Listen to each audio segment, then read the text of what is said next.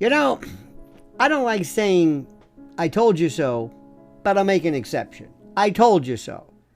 By the way, folks, Cassie, you're a prostitute. What's going on, y'all? Welcome back to another episode of Raw Reacts. I got a great episode for today, but I need y'all to like, comment, subscribe. Today, we're going to delve in with this lawyer's point of view, and he seems very, very knowledgeable. I've been watching it for a long time, man. Shout out to him, man. Let's go ahead and hop right into it. You know, I don't like saying, I told you so, but I'll make an exception. I told you so. I said it would be an acquittal. Well, I stand a little corrected. There was this Piddly Mann Act nonsense, this transporting prostitutes across state lines. So Cassie and that Jane Doe and a couple of male performers or whatever. Okay, if that's the best you can do, I guess. By the way, folks, Cassie, you're a prostitute. How do you like that? Think about that. You're, as we say in the streets, a hoe. Because that's what this thing is. But maybe, who knows, that may, in this particular weird way of thinking, that may mean something. But let's go through this. First and foremost, a proviso. And this is critical. Number one, and I say this, nobody is talking about, or I'm not, celebrating him. I don't like him. I don't know why I even have to say this, but sometimes you have to, because in today's simplistic world, I don't like him. I don't care for him. I don't, I couldn't tell you a song that he ever did. If he does a song, I don't even know what he's done. I don't know anything about him. I don't. But so what? That's not the issue. The issue is that he was charged with, number one, racketeering. Do you know what it means? They didn't find at least two predicate acts. Two predicate acts they didn't find. Not, arson or sexual battery or anything else. Nothing. Not two. Racketeering is the easiest thing in the world. Two predicate acts, two acts of whatever, and some existence of an enterprise. They overcharged them. They said, nope. That's the part that killed me. When I heard that, that was it. It's like, uh-oh. Now, the other ones, remember yesterday they said, we have a verdict. And I was on WABC this morning, and I talked to my colleague, Noam Layton, and he said, well, we have a verdict. I said, don't forget, not guilty is a verdict, too. People were saying, they've reached a verdict. They think a guilty is the only verdict. Not guilty is a verdict. So, is Diddy going to do any time? Probably not, or so minimal. Under the federal sentencing rules, there are sentencing guidelines. And based upon the charge that has been found guilty, the person found guilty of, prior record, facts of the case, violence, aggravating factors, mitigating factors, blah, blah, blah, blah, blah. All of these, how do I say this? All of these factors come into play and are part of the consideration. He's looking at mainly, it's like 10 years maximum, I think, per count. Or the prosecution is just going for overkill because they've been hurt and they've been embarrassed. They're going to be asking for like 20 years. Yeah. And they're not going to get it. I don't know if you guys watched my previous video, but I was just saying the whole reason why the Southern District of New York has such a high conviction rate is because they're not going up against all-star teams of lawyers on a daily basis. They're just not. They're not at all, man. But whenever they lose a case, they don't like that shit. They don't like it at all. It makes them look bad. They feel embarrassed. Like, for real. If you're gonna try to take down a Diddy or a high-powered celebrity like that, you better come with all the facts. Otherwise, this dude, you're gonna have a team of lawyers that's gonna destroy you. It's gonna happen. There's no ifs, ands, and buts about it. He could do time served. He was doing like 10 months. If somebody pled guilty, somebody walked into court right now and pled guilty to Mann Act, is also the white slavery statute. Yeah. I don't know what a first timer would ever get. By the way, if you weren't P. Diddy, you wouldn't be in federal court. They wouldn't charge him with any of this stuff. See, that's why people say, well, it's fixed because he's got money. No, because of the money, that's why they charge him. And we'll never know whom he pissed off. What were the factors behind this? Why did he incur the wrath of all these people? I have no idea. None. I have no idea.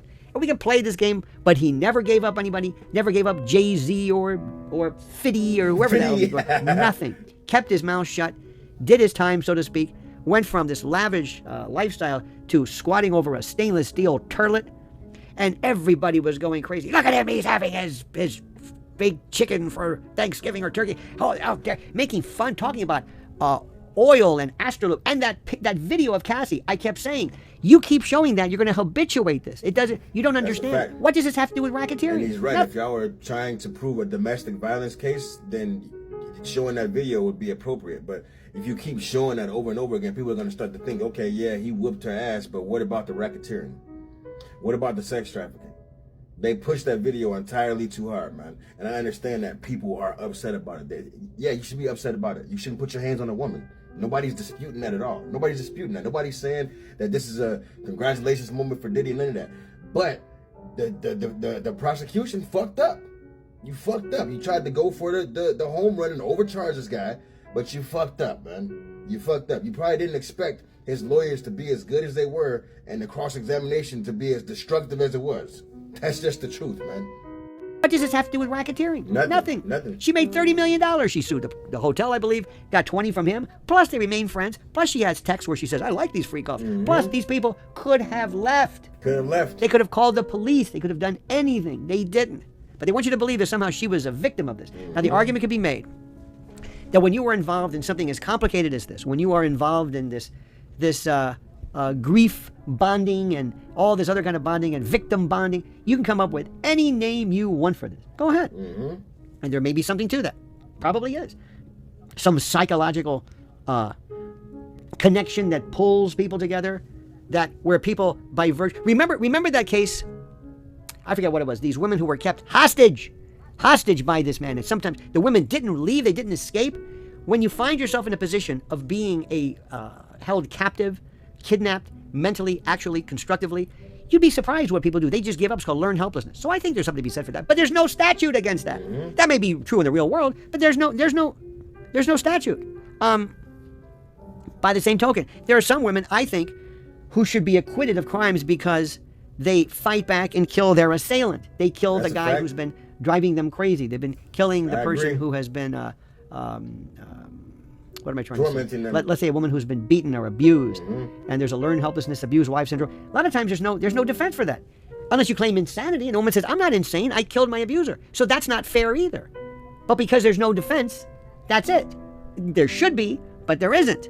That's the way that works. That's crazy. There was no racketeering. And I said, human trafficking, you've got to be kidding. Force, fraud, or coercion? None of these people. They were lining up out the door to be a part of it. Yes, they were. And I keep saying, if Diddy had filmed this. All of them. They all wanted a piece of the pie, man. They all wanted a piece of the pie. And when they realized they wasn't getting it, then they brought those civil suits. And they wanted to come testify and all this shit. Like, this is very clear cut, man. Like, seriously. Diddy had filmed this. Have everybody sign an NDA. Say, I'm filming this. Diddy's, and I'm going to have this as an X-rated... And I'll get Kris Kardashian to promote the video like she did to when she pimped out her own daughter, but that's for another discussion. But in that particular case, it'd be a different, story. But it could have been illegal because there is nothing against the law in having orgies. Facts. There is nothing against the law. Now, if somebody is drugging somebody, prove Diddy did it. Prove he did it. Yeah. Not that during the course of the orgy, somebody was slipped GHB or roofies or Rohypnol or whatever it was. That's not enough. There were drugs everywhere. They're all doing drugs. Everybody's doing drugs. Yeah. Many of the people who were there. So are you going to say Diddy drugged them? Prove it. And since the beginning of time, whether you like it or not, there is something about this lifestyle, this world, that people don't understand. I mentioned this before. There are 3,000, as we speak, there are approximately 3,000 professional athletes in the United States. That's Major League Baseball, NFL, NBA. I'm not even talking about hockey.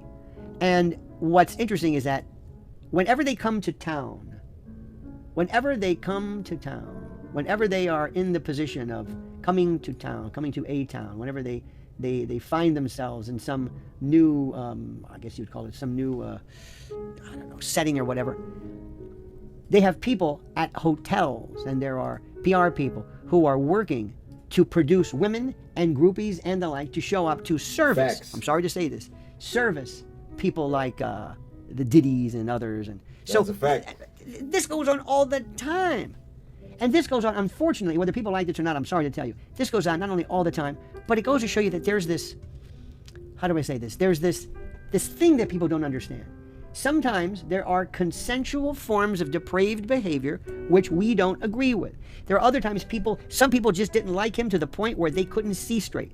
He was reprehensible. I'm not saying it's racism, but when I told people, I said, there's no trafficking here. This is demeaning to the women and the young boys and the people who are actually trafficked through force, fraud, or coercion. Women who come here. I know one case, a woman came from some country, Indonesia, whatever. They have her passport grabbed. She's in labor trafficking.